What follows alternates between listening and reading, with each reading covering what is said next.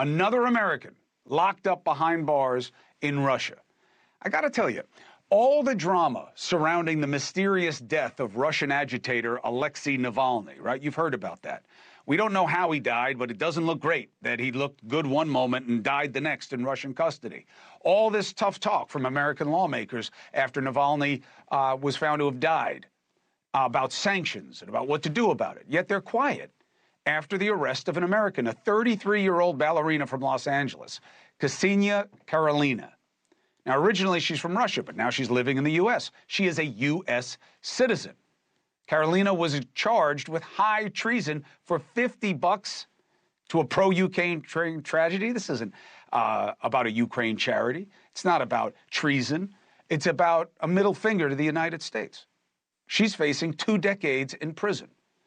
And for those of you who are reconsidering Putin as a player after his friendly interview with gadfly Tucker Carlson, you know, here's the reality.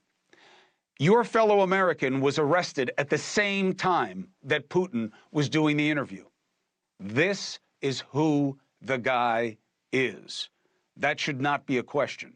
The question is, what do we do about it? Is it enough for Biden's administration to merely warn Americans in Russia to get out? Is it okay that tough guy Trump only mentioned Navalny to compare Navalny's death to what Democrats are doing to him? In the statement he put out, there's not even a mention of Putin's role in imprisoning him or in his death. No mention of the American just taken. Why? Does anyone have an answer to Russian aggression?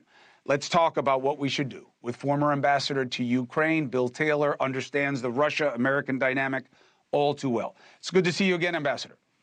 Good to see you, Chris. So what do you believe this is about, and what do you believe should be the response?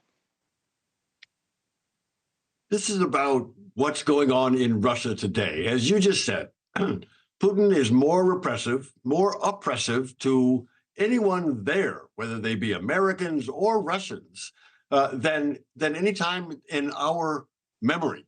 But going back to the Stalin times, this is a repressive society. He can't tolerate any objection, any resistance. He can't tolerate any disagreement. And so when this woman provides $50 to Razom, the Ukraine charity, providing support to Ukrainians, he has to arrest her. It makes no sense, Chris, unless that's the message. That's the message to all Russians and foreigners and Americans in the country. You don't think, I don't know how familiar you are with this gesture, that is a uniquely Italian one. Bing. You know that gesture? You don't think that this is what Russia is doing, Putin specifically, by doing this to an American at the same time that he's giving an interview to Tucker Carlson? You don't believe that this was intentional, another provocation, and once again, it seems to have worked because America seems to be back on its heels? I do think he is giving that to the United States and to the Americans and to anyone who opposes him. That is what he has done. He has established a system of oppression that doesn't tolerate dissent. And so that's what's going on here right now. And yes, this is her, by the way, as Ambassador Taylor's talking. This video, this is this kid.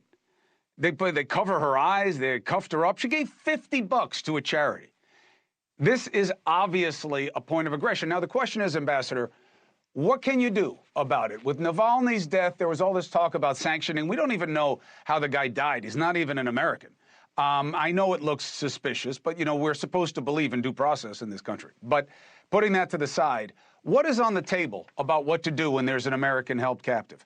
It was all we could do to get Brittany Griner back. We had to give back a guy whose nickname was the Merchant of Death to get her. So what are the options? So the options are to determine if this ballerina has been illegally detained. And if she's been illegally detained, as were these others that you just mentioned, then we go into high gear. We have people whose job it is start figuring out how to get her back, how to get her released. As you say, you're showing right now the kind of people that we're after. We're trying to get Paul Whelan and even the Wall Street Journal journalist We're trying to get them back. And so that she would fall into the same category if she's illegally detained. Hey, thank you for watching. Please go to newsnationnow.com, newsnationnow.com, and you can find News Nation on your television provider. And don't forget to click the red subscribe button down below. Then you will get more of News Nation's fact-driven coverage.